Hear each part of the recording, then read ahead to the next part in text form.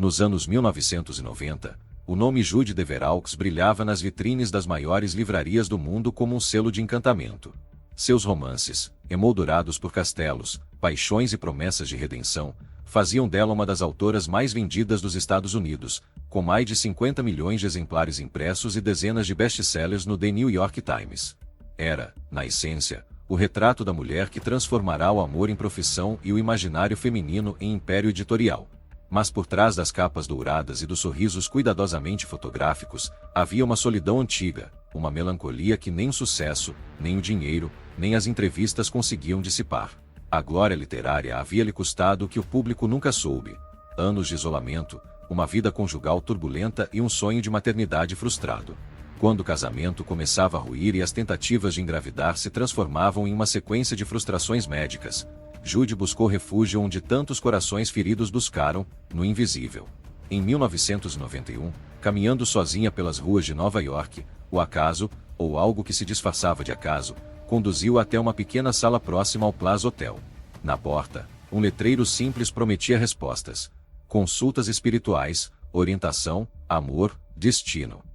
A mulher que a recebeu parecia gentil, confiante, com uma serenidade quase teatral. Apresentou-se como Joyce Michael. Naquele instante, Jude não sabia, e talvez não quisesse saber, que aquele seria o primeiro ato de uma tragédia que se estenderia por quase 2 décadas. Joyce falava em energia, destino, reencarnação e bloqueios espirituais. Em minutos, parecia conhecê-la mais do que qualquer terapeuta. Disse que havia um sombrio peso ancestral, impedindo sua felicidade, algo que precisava ser limpo para que o amor e a fertilidade voltassem a florescer. O diagnóstico espiritual caiu sobre a escritora com a força de uma sentença. E, ao mesmo tempo, com o doce consolo de uma esperança nova. Porque se havia uma maldição, então também havia uma cura. Joyce, cujo verdadeiro nome era Rose Marques, se apresentou como o antídoto.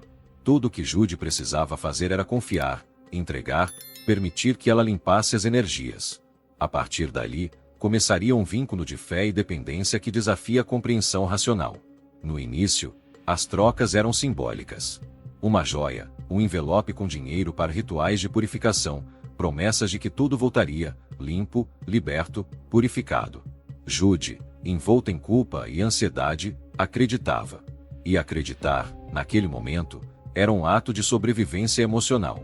A autora que havia criado heroínas capazes de enfrentar o destino com coragem, agora se tornava a personagem de uma narrativa em que a fragilidade humana era o tema central. Enquanto suas histórias continuavam a vender milhões, a mulher por trás do nome público mergulhava cada vez mais fundo no universo onde o real e o ilusório se confundiam. A imprensa celebrava sua genialidade romântica, mas ninguém imaginava que, ao sair dos lançamentos e das dedicatórias, ela se dirigia a parlatórios espirituais, levando malas de dinheiro, manuscritos e objetos pessoais para rituais secretos. As marcas do sucesso, riqueza, fama, reconhecimento, tornaram-se a moldura de uma vulnerabilidade crescente. A autora, sozinha em apartamentos amplos e silenciosos, via o mundo se afastar enquanto acreditava que a única pessoa capaz de salvá-la era aquela mulher que lia cartas e queimava incensos. A cada sessão, Rose ampliava o domínio sobre sua mente, sugerindo que o destino de Jude estava ligado a forças maiores, a karmas antigos e energias que exigiam sacrifício financeiro. O golpe não começou com um pedido de dinheiro, mas com uma oferta de sentido. E, para alguém que vivia o peso de uma existência pública e o vazio de uma vida íntima, sentido era tudo o que faltava. Foi nesse vácuo que Rose Marques construiu sua teia. As editoras ainda procuravam, os leitores ainda lhe escreviam cartas, os críticos ainda chamavam de a rainha do romance histórico. Mas dentro dela, a fé na própria realidade começava a desvanecer. Ela já não distinguia entre o espiritual e o material. O que era investimento na alma e o que era manipulação. A autora, acostumada a guiar personagens por labirintos morais, tornava-se ela mesma uma prisioneira de um enredo invisível, escrito por mãos que sabiam onde apertar. No início, tudo parecia cura. Mas, lentamente, o preço da esperança se tornou impagável. Se você chegou até aqui, lembre-se: o brilho das histórias nem sempre revela a verdade que arde nos bastidores. Este é apenas o começo da jornada de Jude Deveraux, uma mulher que, mesmo cercada por glória, foi levada à beira do abismo por acreditar que o invisível podia ser domado com fé e fortuna. Se a história de Jude te intriga, curta o vídeo e se inscreva no canal. Nas próximas partes, você vai descobrir como uma escritora milionária se tornou refém de um golpe espiritual que durou 17 anos, e como a coragem de falar, quando tudo parecia perdido, derrubou um império de mentiras. O Plaza Hotel, em Nova York, sempre teve algo de sagrado e profano ao mesmo tempo. Suas colunas douradas refletiam a luz do amanhecer como se o luxo fosse uma religião, e o murmúrio constante dos hóspedes, uma missa silenciosa. Foi ali, entre turistas distraídos e executivos apressados, que Judy Deveraux acreditou encontrar não apenas uma vidente, mas uma amiga, alguém que parecia ouvir o que ninguém mais ouvia. O nome que ela usava era Joyce Michael, e sua voz tinha a cadência suave de quem domina a pausa e o mistério. Judy entrou naquele pequeno espaço carregando a solidão de uma mulher que conquistou tudo, mas perdeu o essencial: paz. Joyce não ofereceu previsões banais nem promessas de amor rápido. Falou em energias, em vidas passadas, em forças que precisavam ser libertas. O discurso era envolvente, e o olhar, firme bastante para convencer até um cético de que havia algo ali, algo maior do que o acaso. Joyce ouviu, compreendeu, acolheu.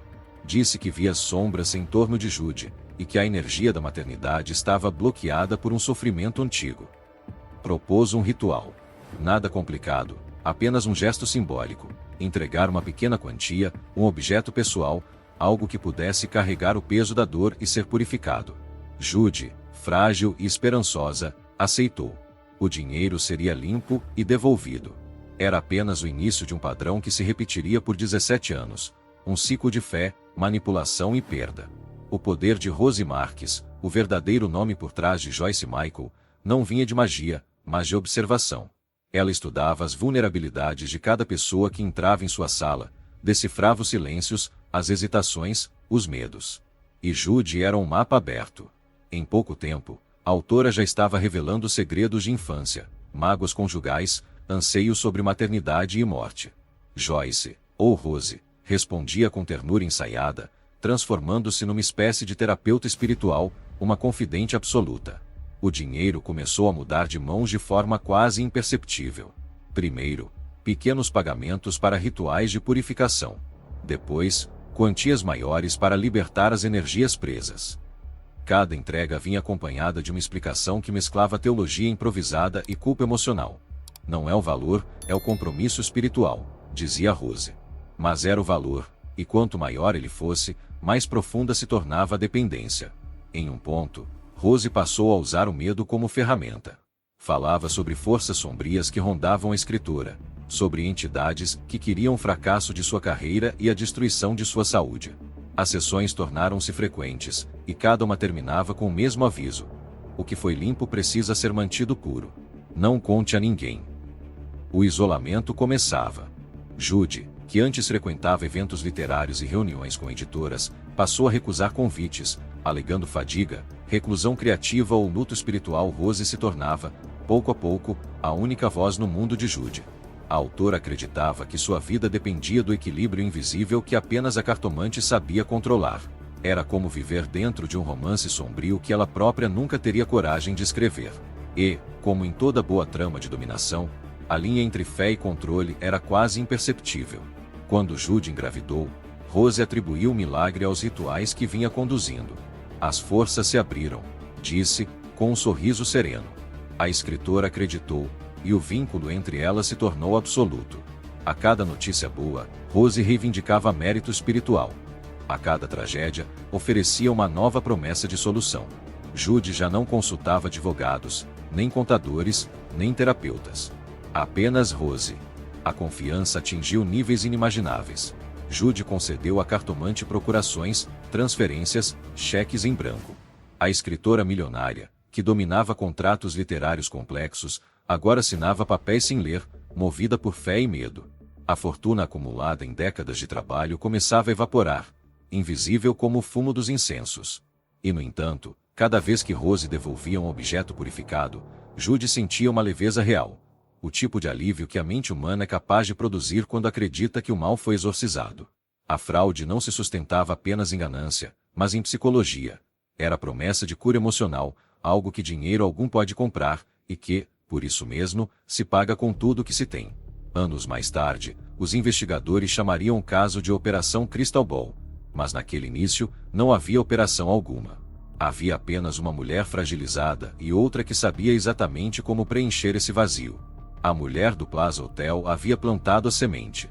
O resto, fortuna, controle e destruição, viria com o tempo, alimentado pelo desespero silencioso de quem acreditava que o amor de um filho e a paz interior podiam ser comprados com fé e ouro. Os anos seguintes transformaram a fé em grilhão. O vínculo que unia Jude Deveraux a Rose Marques já não era de consulta, mas de obediência. O contato, diário. O controle, absoluto. O pequeno escritório próximo ao Plaza deu lugar a telefonemas noturnos, encontros secretos e rituais cada vez mais caros. A escritora, que outrora construíra impérios de fantasia com a força da imaginação, tornará-se personagem de um roteiro de manipulação meticulosamente escrito por outra mente. Rose dizia que as energias do mal eram persistentes e que o destino de Jude exigia constante vigilância espiritual. O inimigo não dorme, repetia. Havia sempre algo a ser limpo, um novo trabalho a ser feito, uma quantia a ser entregue para manter o equilíbrio das forças. As quantias cresceram. Milhares se tornaram milhões. Casas foram vendidas, investimentos encerrados, joias entregues. Tudo, em nome da purificação. A autora começou a viver entre dois mundos. No público, era ainda romancista de sucesso, a mulher das dedicatórias elegantes e das entrevistas sobre o amor ideal. No privado, era uma sombra, ansiosa, silenciosa, dependente. Rose e sua família, pois o golpe era um negócio de sangue, cercavam-na com palavras suaves e ameaças veladas. Quando Jude hesitava, vinha o lembrete: você não quer que o mal volte, não é? O isolamento se aprofundou. A escritora afastou amigos, editores, até parentes. Cada tentativa de reconexão era interceptada por advertências espirituais. Eles têm energia negativa. Podem destruir seu caminho. Aos poucos, o mundo se reduziu a um círculo composto apenas pela família Marques e pelas vozes que diziam o que devia sentir e fazer. As ameaças mudaram de tom com o tempo. Já não eram apenas previsões vagas, mas profecias de ruína. Vejo doença. Vejo morte. Vejo o espírito de seu filho esperando do outro lado. O medo se tornará dogma. Jude já não confiava em suas próprias percepções. Quando sentia dúvida, ligava para Rose. Quando acordava triste, perguntava o que significava. Quando assinava um cheque, fazia-o de olhos baixos, como quem cumpre um ritual sagrado. A lógica da dominação espiritual é simples e devastadora. Substituir o juízo do outro pelo seu. Rose conhecia a fragilidade humana com precisão cirúrgica. Usava a dor como instrumento, a culpa como elo, e a promessa como droga. Jude, mergulhada em luto e desamparo, entregava mais a cada dia, não por ingenuidade, mas por desespero. A cartomante se apresentava como única guardiã daquilo que restava de esperança. Os anos passavam, e a vida da escritora se estreitava. Ela morava em quartos de hotel, evitava aparições, mantinha silêncio com familiares. A fortuna, outrora colossal, dissipava-se entre rituais, transferências e cofres que nunca se abriram. As contas se tornaram um labirinto de saques e depósitos controlados pela família Marques. Quando alguém tentava alertá-la, Jude se encolhia, defensiva. A dependência emocional era total. Ela acreditava dever gratidão à mulher que salvara sua maternidade e que prometia, agora, reconectar a alma de seu filho falecido ao plano espiritual. A prisão não tinha muros, mas medo. Não tinha guardas, mas vozes. Na literatura de Jude, as heroínas sempre encontravam um cavaleiro, um aliado, uma força que as tirava das trevas. Na vida real, esse herói ainda estava longe. Até lá, o conto continuaria sombrio, narrado pela cartomante que soubera transformar fé em lucro e solidão em domínio. Quando Sam, o filho de Jude Deveraux, nasceu, a autora acreditou ter presenciado o milagre. Era 1997, e após anos de infertilidade, médicos descrentes e rezas silenciosas, ela finalmente segurava em seus braços o menino que Rose Marques prometera. A cartomante não apenas reivindicou o crédito pelo nascimento, como declarou que a criança trazia uma alma antiga, destinada a grandes coisas, desde que protegida dos olhos invejosos e das forças que tentariam levá-lo de volta. Jude, emocionada, acreditou. Era o ponto alto da relação entre as duas mulheres. Rose se tornará madrinha espiritual, conselheira e guardiã. O dinheiro fluía com naturalidade, quase com devoção. O que antes parecia caro tornará-se símbolo de fé. Pagamentos por velas, pedras, rituais de purificação, orações em templos secretos. Cada transação era um pacto silencioso de confiança. O nascimento de Sam, porém, não foi apenas um milagre pessoal. Foi também um cimento que fixou a prisão psicológica. Rose soube usar aquele amor como uma nova alavanca. Você o trouxe a este mundo, dizia a escritora vidente. E Rose respondia: e agora, precisamos mantê-lo seguro. Essa frase, repetida ao longo dos anos, transformou-se em mantra e ameaça. Sam cresceu cercado por cuidados excessivos, mas também por sombras. Rose afirmava sentir presenças negativas ao redor do menino.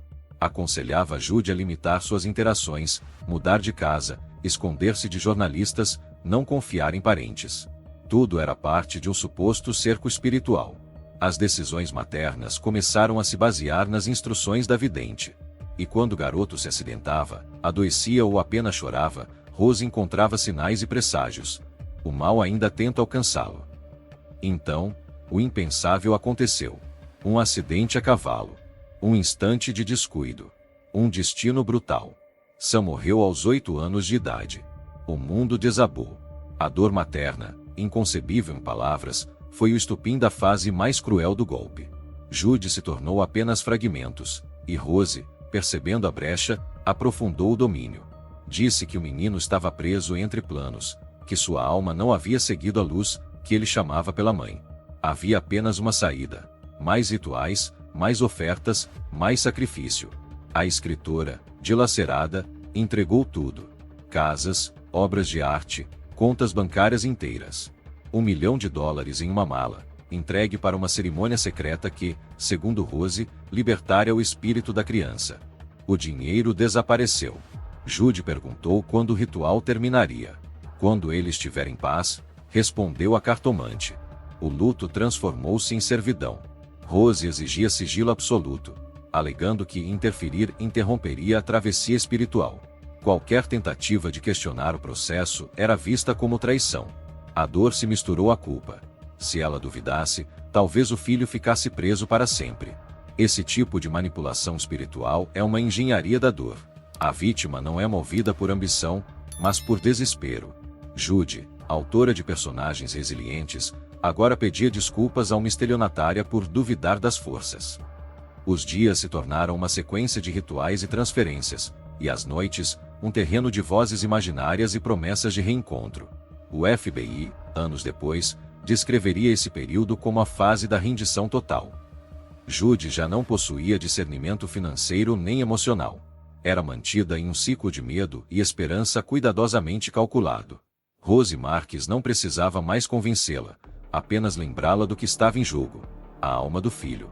Os registros bancários mostrariam mais tarde quantias milionárias convertidas em ouro, barras, cheques e imóveis transferidos para a família Marques. Tudo em nome da purificação. Enquanto isso, Jude vivia em um quarto de hotel, cercada por fotos do menino e recados espirituais enviados por Rose. O sucesso literário, as turnês, os prêmios, tudo parecia pertencer a outra vida. Ela acreditava estar pagando pela salvação de Sam. Na realidade, estava financiando o império de uma fraude. Durante quase 2 décadas, Jude Deveraux viveu entre as sombras da culpa e o brilho falso das promessas espirituais. Quando o tempo começou a revelar rachaduras na fé, ela já era outra pessoa. Uma mulher que mal reconhecia a própria voz, que assinava papéis sem ler, que dormia mal, e que tremia ao pensar em contrariar a vidente. A prisão espiritual, construída em silêncio, começava a mostrar suas grades. O primeiro lampejo de dúvida surgiu por acaso.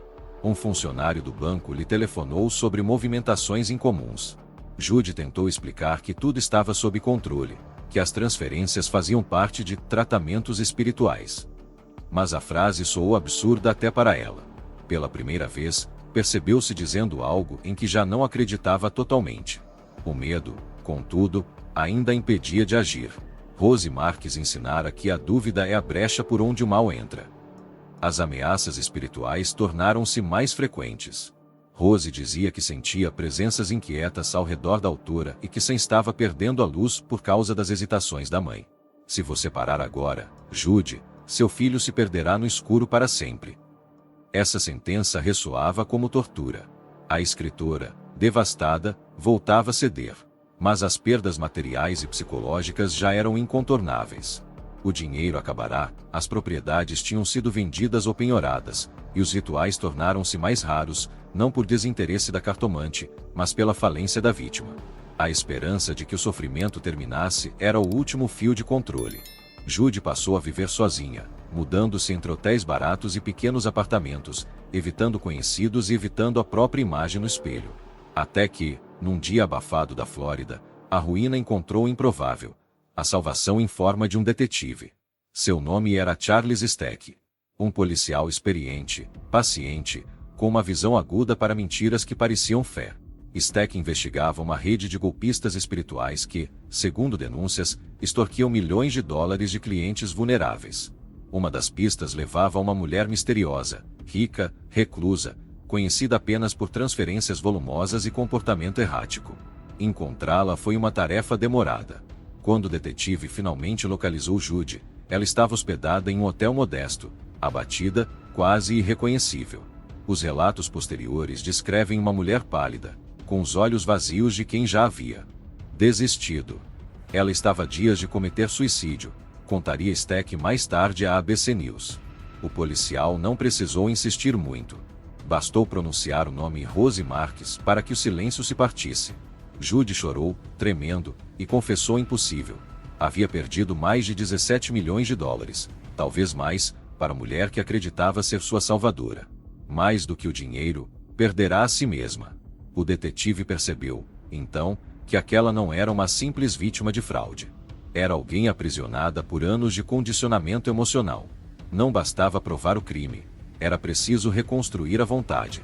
Durante dias, Stack se dedicou a mostrar-lhe que o medo era uma mentira repetida, que Sam não estava preso em plano algum, e que ninguém possuía o poder de controlar o destino da alma de um filho. Cada palavra era um golpe na fortaleza mental construída por Rose. Aos poucos, Judy começou a emergir. O choque inicial se misturou à vergonha e ao alívio. Como pude acreditar? Perguntava, e logo depois se respondia: porque eu precisava. Essa frase, mais do que qualquer prova, explicava o poder do golpe. Não era uma história de estupidez, mas de desespero. Com a orientação do detetive e a proteção das autoridades federais, Judy fez algo que jamais pensara possível. Falou. Foi até o FBI e relatou tudo: os rituais, os depósitos, os objetos purificados, as ameaças. Cada lembrança era uma ferida aberta, mas também uma libertação. O medo começou a perder o domínio, substituído por uma fúria silenciosa, a de quem finalmente compreende a dimensão da traição. Enquanto os agentes montavam um quebra-cabeça financeiro, Judy reaprendia a existir. As manhãs voltaram a ter som. O ar, leveza. E mesmo sem filho, ela sentia que algo dele a acompanhava, não pela voz da cartomante, mas pela própria coragem de sobreviver. O caso agora tinha um nome, um alvo e um propósito. Rose Marques não era mais uma guia espiritual. Era uma investigada. E Judy, de vítima silenciosa, tornava-se testemunha-chave na derrubada de um império construído sobre a fé dos vulneráveis. O nome soava quase poético: Operação Crystal Ball. Mas por trás do brilho da metáfora, o que o FBI descobriu foi uma teia de manipulação, extorsão e crueldade psicológica que se estendia por todo o sul da Flórida. Um império familiar de falsos médiuns que, durante décadas, transformou dor humana em lucro milionário. A denúncia de Judy Deveraux foi o fio que desfez o novelo. Quando os agentes federais começaram a rastrear os depósitos, o escândalo se ampliou. As contas bancárias da família Marques revelavam valores astronômicos: joias, barras de ouro, imóveis e carros de luxo, todos frutos do mesmo tipo de fraude espiritual. Rose não era uma cartomante solitária, mas a matriarca de uma organização. A investigação reuniu provas de 15 a 18 vítimas identificadas, todas com perfis semelhantes. Pessoas ricas, sensíveis, emocionalmente vulneráveis, em busca de consolo após perdas ou crises existenciais. Havia empresários, herdeiros, artistas. Mas Judy era a peça central. A celebridade que, sem saber, daria ao caso projeção nacional. Sua cooperação transformou a apatia inicial das autoridades em prioridade. Os agentes descreveram o esquema como um ciclo de dependência espiritual. A tática era meticulosa: Começava com consultas inocentes, seguia com diagnósticos de maldições e terminava com chantagens espirituais que exigiam quantias cada vez maiores para curas ou limpezas. O dinheiro, uma vez entregue, jamais retornava. Quando alguém ameaçava desistir, vinham os alertas sobre doenças, acidentes, ou, no caso de Judy, o destino da alma de seu filho. Durante meses, o FBI e a polícia de Fort Lauderdale trabalharam lado a lado. O detetive Charles Stack, agora parte do núcleo da investigação, tornou-se a ponte entre Judy e os agentes federais. Cada depoimento, cada lembrança, cada recibo, era uma peça no quebra-cabeça que provaria a dimensão do golpe. As escutas e interceptações revelaram uma família inteira envolvida no negócio. Filhos, sobrinhos, netos e associados. A casa de Rose era descrita como um centro de operações espirituais, mas na prática, funcionava como escritório de contabilidade do engano. Entre velas e santos, guardavam-se registros, listas de clientes e cofres trancados. Quando a polícia executou os mandados de busca, encontrou não apenas riqueza, mas diários de vítimas, cópias de documentos e cartas manipuladas. O depoimento de Judy foi devastador. Ela falou com firmeza, mas com lágrimas, descrevendo como havia perdido não apenas dinheiro, mas também controle sobre a própria mente. Contou sobre o $1 milhão entregue em uma mala, sobre a esperança de libertar o espírito de Sam, sobre os anos de silêncio e medo. A sala do tribunal ficou em silêncio. O promotor observava, e até os jurados pareciam incrédulos. A escritora que encantara milhões de leitores agora narrava a história mais dolorosa de sua vida. Uma história real. O caso se transformou em manchete internacional. Programas de TV e jornais exploraram o contraste entre a autora de romances idealistas e o horror da manipulação espiritual. Mas Judy não buscava fama, e sim redenção. Ela sabia que expor-se era reviver a humilhação, mas também impedir que outras pessoas sofressem o mesmo destino. Enquanto o processo avançava, o império de Rose desmoronava. As propriedades foram confiscadas, as contas bloqueadas e as joias apreendidas. O FBI estimou o montante total da fraude em mais de $40 milhões, somando todas as vítimas. Era uma das maiores operações de desmantelamento de crime espiritual da história americana. Em 2013, após anos de investigação, Rose Marques foi levada a julgamento em uma corte federal de West Palm Beach. O governo apresentaria 14 acusações, incluindo fraude eletrônica, lavagem de dinheiro e evasão fiscal. Mas antes do veredito, havia ainda um último ato. O momento em que Judy, a mulher que acreditara em maldições, encararia sua algoz frente a frente. Enquanto o FBI comemorava a precisão técnica da investigação, algo mais profundo estava em jogo. A batalha moral entre fé e manipulação, entre a esperança humana e o comércio da alma. O Tribunal Federal de West Palm Beach, na Flórida, estava lotado. Jornalistas, curiosos e vítimas anônimas aguardavam o desfecho de um dos casos mais insólitos já julgados pela corte. Na cadeira dos réus, Rose Marques, a mulher que se apresentará por anos como Joyce Michael, guardiã de almas, conselheira espiritual, amiga íntima de milionários, agora era apenas uma acusada diante da lei. Em seu semblante, a serenidade que antes encantava clientes dava lugar a uma expressão fria, quase desafiadora. Do outro lado, sentada entre os espectadores, Judy Deveraux. O rosto cansado, os cabelos grisalhos e o olhar fixo. Ela não era mais a autora glamourosa dos anos 1990, nem a mulher perdida que o detetive Charles Stack encontrara à beira do suicídio. Era uma sobrevivente.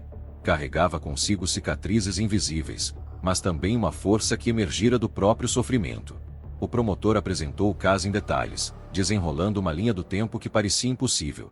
17 anos de manipulação contínua, milhões desviados, uma estrutura familiar de fraude que usava crenças religiosas como instrumento de controle. O júri ouviu gravações, analisou extratos bancários, leu cartas escritas por Rose, cheias de ameaças disfarçadas de aconselhamento.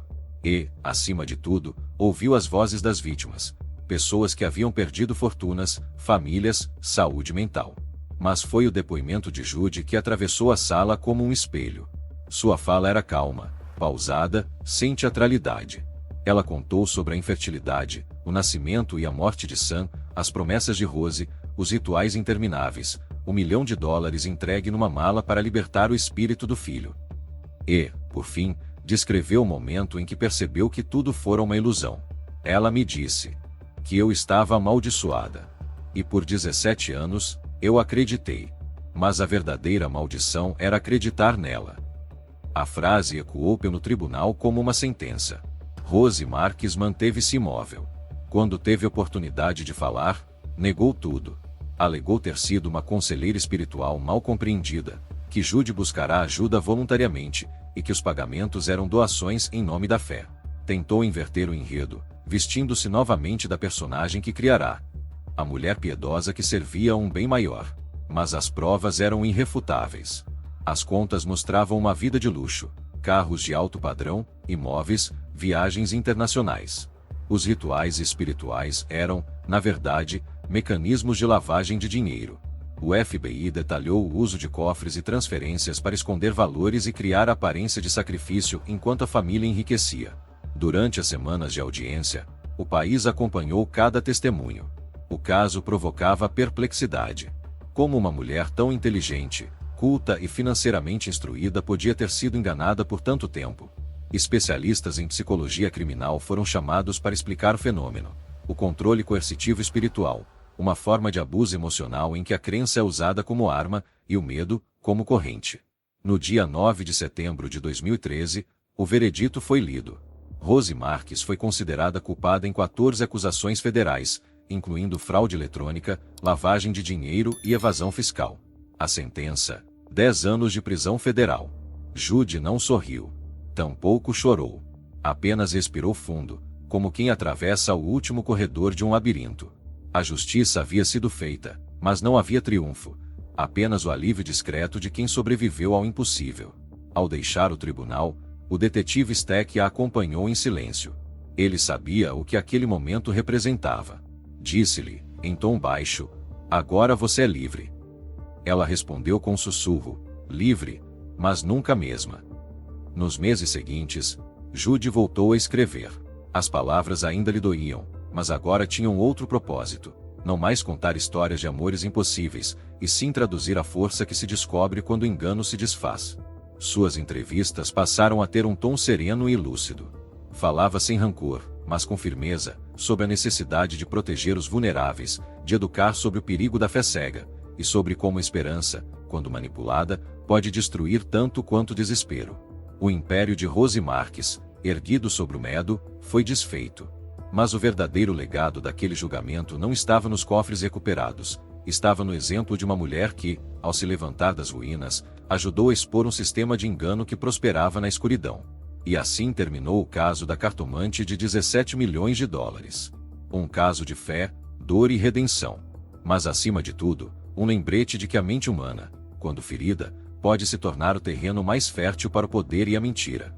O caso de Jude Deveraux nos confronta com uma verdade dolorosa. A fé, a esperança e o desespero podem se tornar instrumentos poderosos de manipulação nas mãos erradas. Entre rituais, promessas e ameaças espirituais, vemos como uma vulnerabilidade profunda. O luto, a infertilidade, o trauma da perda, pode abrir portas para que a confiança seja explorada de maneira sistemática e cruel. Rose Marques não roubou apenas dinheiro. Ela sequestrou segurança emocional, autonomia e a capacidade de confiar em si mesma. Ao refletirmos sobre essa história, surgem questões morais e sociais que ultrapassam o crime individual. Até que ponto a lei consegue proteger aqueles que estão emocionalmente fragilizados? Como podemos diferenciar entre crença genuína e fraude exploratória quando ambos se revestem do mesmo verniz de espiritualidade? E, sobretudo, como a sociedade poderia criar mecanismos para amparar pessoas que, em momentos de desespero, tornam-se presas fáceis de charlatães que entendem exatamente como manipular medo e esperança? O caso também nos lembra que vulnerabilidade não é fraqueza, mas sim uma condição humana que merece atenção, empatia e proteção. A coragem de Jude em enfrentar seu medo, denunciar a fraude e testemunhar diante da lei foi crucial, mas não deveria depender unicamente da força individual da vítima. Instituições, familiares e redes de apoio precisam estar atentos para que a fé e a busca por consolo não se tornem trilhas que levam ao abismo. Em última análise, esta história nos desafia a refletir sobre ética, justiça e humanidade. Enquanto o dinheiro pode ser roubado, e a lei eventualmente aplicada, o impacto emocional e psicológico de um abuso tão sofisticado deixa marcas invisíveis, difíceis de reparar. O verdadeiro aprendizado talvez seja este: Compreender que a vulnerabilidade é terreno sagrado, e ao reconhecê-la como tal, podemos proteger, apoiar e fortalecer aqueles que, mesmo momentaneamente, se encontram à mercê de quem manipula a esperança alheia.